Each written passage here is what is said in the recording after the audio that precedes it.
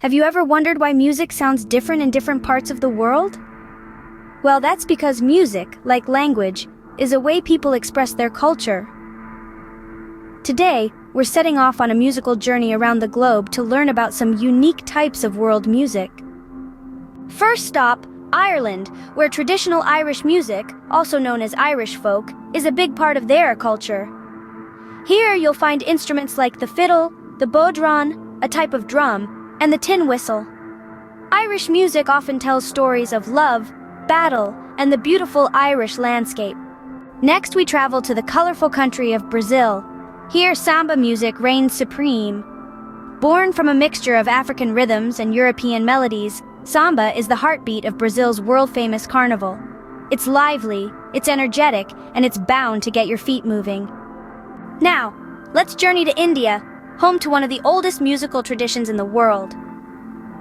Indian classical music has two main types: Hindustani from the north and Carnatic from the south. Both types are complex and use a system of ragas, which are melodic patterns, and talas, which are rhythmic cycles. Our next destination is Japan, where traditional Japanese music, called hogaku, is an important part of their culture. Hogaku uses unique instruments like the koto, a 13-stringed zither, and the shakuhachi, a bamboo flute.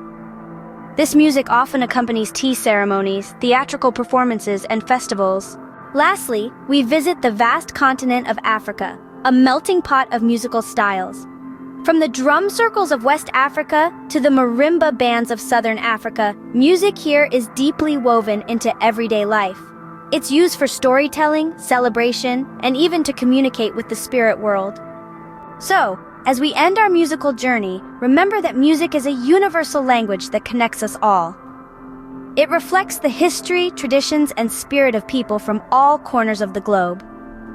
From the lively beats of samba to the complex patterns of Indian ragas, the soothing tones of hogaku, the storytelling rhythms of Irish folk, and the diverse sounds of Africa, music truly is a celebration of cultural diversity. Today, we've learned that music is more than just sound. It's a reflection of people, their culture, and their experiences. So the next time you hear a song from a different part of the world, take a moment to appreciate the stories and traditions it carries with it. That's the beauty of world music.